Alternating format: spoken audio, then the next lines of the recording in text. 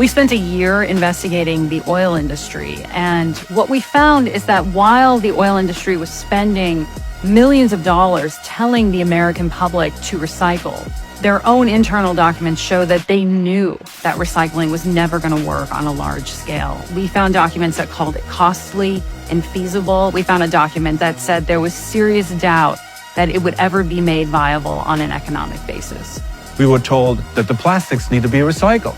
But the truth is that it's much cheaper to make virgin plastics and sell it to us than to recycle, because the recycled materials are typically downcycled. We cannot use them for the very same purposes like the virgin materials.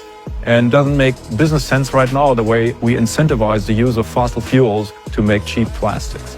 The things that we carry into recycling centers are only a small fraction of the overall plastic mass that we're using.